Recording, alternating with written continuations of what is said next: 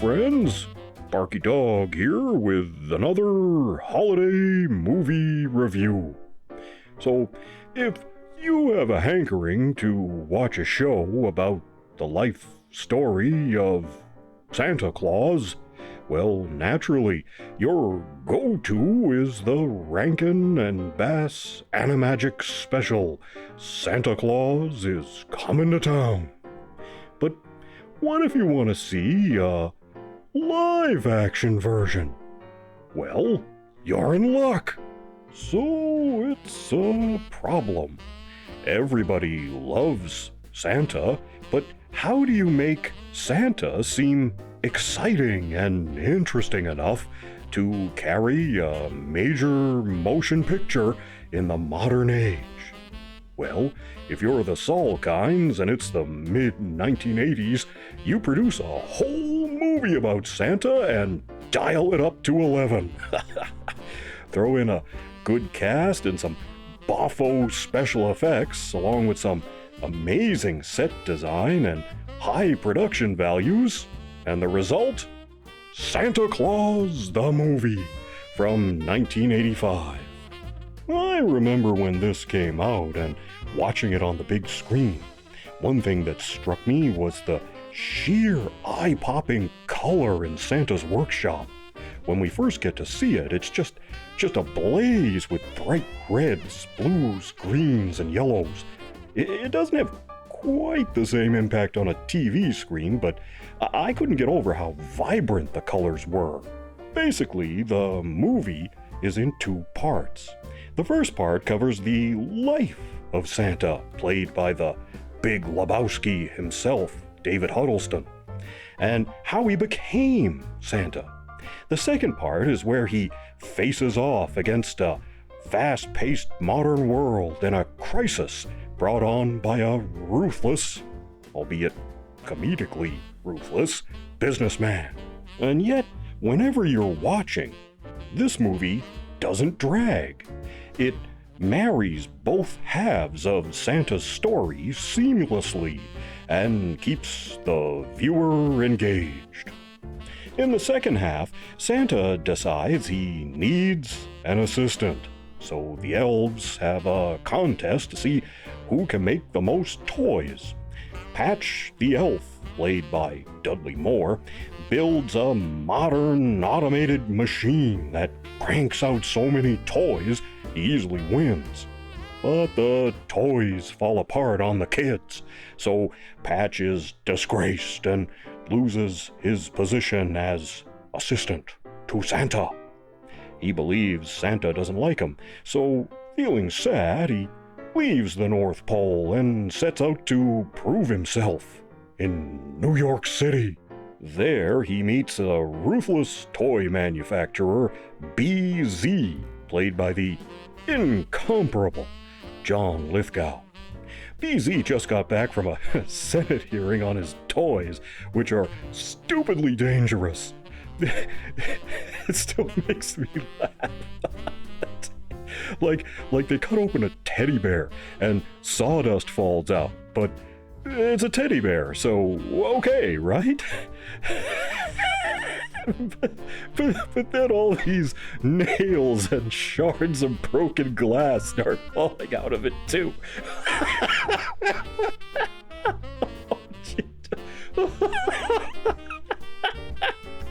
Oh, God.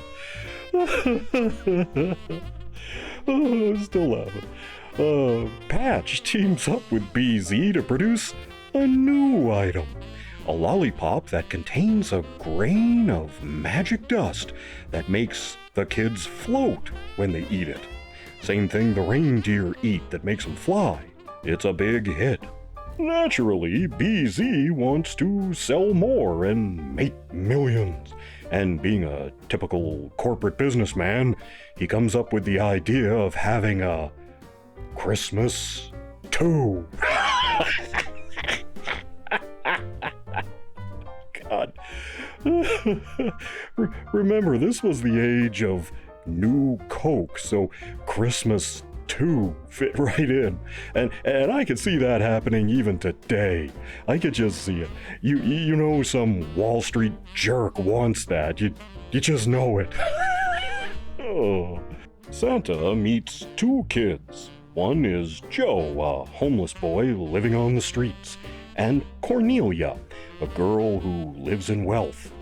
So he meets Joe and takes him on his rounds. But then he just leaves him. Santa doesn't try to get him into foster care or say, hey, I know this couple who'd really like a kid, or maybe take him back to the North Pole with him, but no, he just leaves him. See you next year, kid. You'd think Santa would help the kid out, you know? God. Which leads me to one of the odder things about the movie, and that's how it portrays the flow of time. Mostly this isn't a problem, but Santa meets Joe on Christmas Eve, then leaves him and returns the next year and meets Joe again. And yet, Joe has not aged at all. He's exactly the same. He even has the same clothes, and he's just as homeless. and Cornelia, same thing. He sees her the next year, and she hasn't aged either.